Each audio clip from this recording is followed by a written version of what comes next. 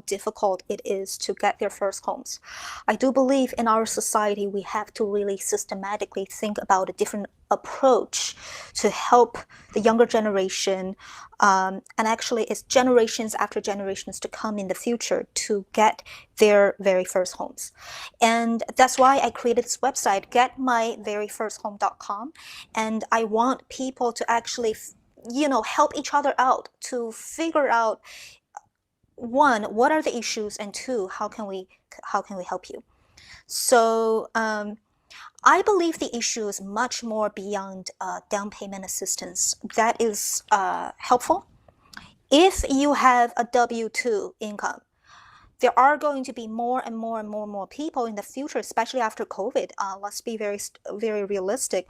A lot more people in the future are going to either work for themselves, or they have traditional different kind of income sources, right? You have some W-2 income, but it goes ups and down. It doesn't really always stay flat.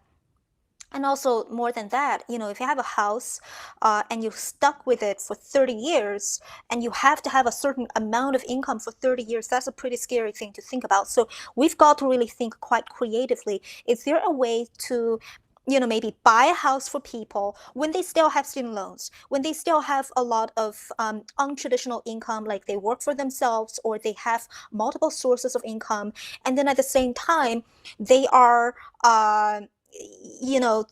they're still early on, they can rent out some of the rooms in their houses and then be able to use that as a source of income to support themselves.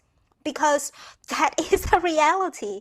You don't have many people in their 20s or 30s having no debt, and then having 20% or maybe 10% of 20% down payment and be able to just pay it off, buy the house as easily and have W-2. That's no longer the reality. So I think we need to have a systematic approach. What I'm really now looking for is a possibility of helping people to buy their home, and then even include a lot of the sources of income that they would assume a lot of people would rent out their rooms or even rent out the entire house, and then they might be still renting. They might be still, or maybe like they live in the house and then rent out the rest of the rooms. So then the house is sort of paying off itself in a certain way. Or maybe they're still renting somewhere else because it could be cheaper. Like in a lot of places, San Francisco Bay Area, for instance,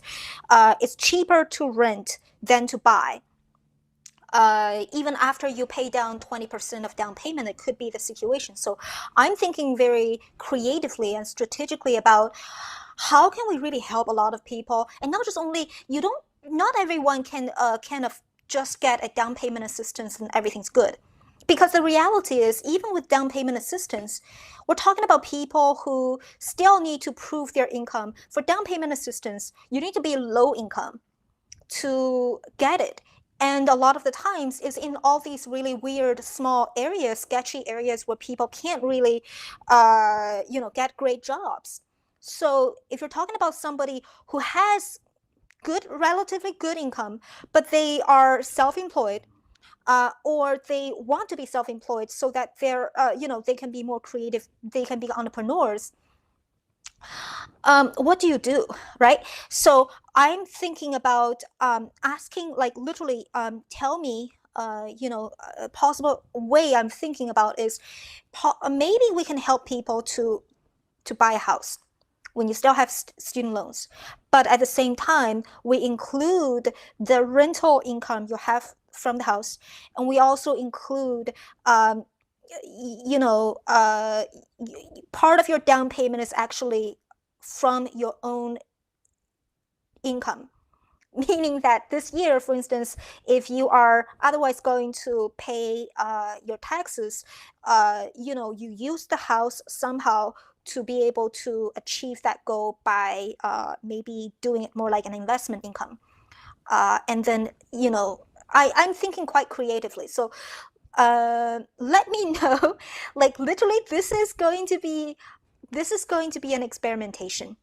The startup is literally going out there to find all creative ways. I'm literally thinking about perhaps it's making more sense for people to have their first house as an investment house rather than the one that they're going to completely be owner occupied, especially in bigger cities. If it is investment income houses, then there are ways that you can bypass all these requirements in terms of owner occupied for then maybe we don't have to look at your uh, debt as much, because it is the house that really matters. It is the size of your down payment that matters. So then the question is, maybe for some people, the first down payment would also be an issue. And then we have to think about creative ways to make that happen. So I want to know, tell me if you have any ideas, like, would you be interested if we help you, those who have student loans, to buy a house, but you don't necessarily live in it, or you don't